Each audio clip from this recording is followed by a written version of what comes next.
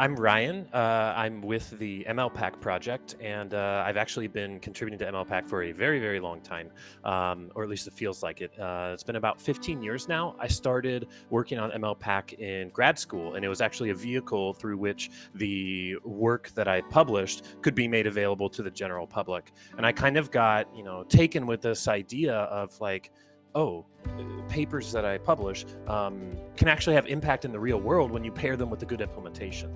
And so, kind of ever since then, I've been an MLPack maintainer and a contributor. And since I defended many years ago, I would say that contributing to MLPack has been one of the top priorities in my life.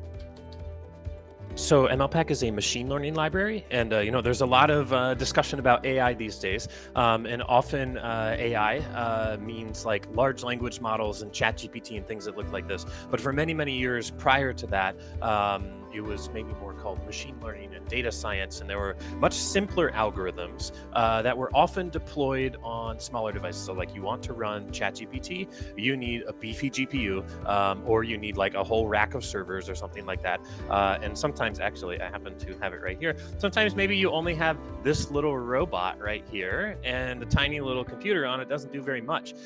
So this is one of the places where MLPack specializes. You say, I want to do data science or machine learning on some low resource device. And that's not the only place MLPack works, but it happens to be really well tuned there because it's written in C++ and not in Python. So if you were to say, I want to take a Python model and put it on, here's another thing on my desk on this thing, which is very small, that's just not going to happen. But if you say, I'm going to do it in C++, there's a lot less overhead. This is much, much easier to do. So when I think about making machine learning accessible and democratizing machine learning, this was a huge thing in the machine learning open source software community for many years. And what that essentially meant was providing people easy to use tools in Python or in R or something like that. But MLPack is maybe a little bit more for the hardcore, the people who are deploying devices. So in terms of accessibility, it's not so much that MLPack makes machine learning accessible to developers.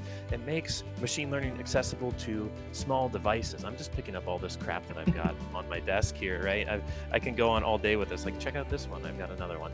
This all came through our NASA grant, actually. So, yeah, making MLPack accessible to Spacecraft, you could actually say is a large part of what we're doing right now. We live kind of deep down in a niche a little bit, and especially with, like machine learning, AI, everybody talks about this all day long these days. But what we're doing is like, okay, you can start with the bubble of machine learning and AI, but then like you have to dig in, you have to keep digging, you have to keep digging, you have to keep digging. And then eventually you get to where I can say, oh yes, this is what we're doing inside of MLPack. So. Yeah, so I come from like many people who contribute to NumFOCUS, I come from the academic community. And so there we were essentially working on whiteboards, coming up with algorithms, implementing them like an experimental version. And this gives you the graphs you need to submit your paper. And off the paper goes, it gets accepted, hopefully. And then people like it and maybe they cite it. But people citing your work is a very different thing than people really actually using your work in practice. So open source code supporting science basically puts that science into action, right? Like without a good implementation, I don't care how good your paper is, 99% of people aren't going to use it because they don't have the time or the skills or the expertise to sit down and implement what's in that paper themselves. A paper is theory, and open source science is the conduit through which that theory becomes empirical reality. The entire data science boom, of which I am a part, over the past 10, 15 years, has been entirely on the backs of open source libraries. Like, everyone knows scikit, for instance, right? Everyone uses scikit. It's because they provided good implementations. It's not because, their theory was amazing. Their implementation was great. It is the single most important reason why any of this software exists. It only exists through funding, right? Like evenings and weekends only get you so far. It is only when you're really able to say, I have stable funding, I can leave behind the other things I'm doing and focus entirely on this open source code, that you really get high quality open source software. And this is actually a big problem that I very much appreciate NumFOCUS's help with. When I was a graduate student, the idea of getting funding from an organization to just write open source software that was absolutely not. You're only going to get funding for doing research and producing papers. But again, like I said earlier, that's not the most important part of actually getting science in the hands of people.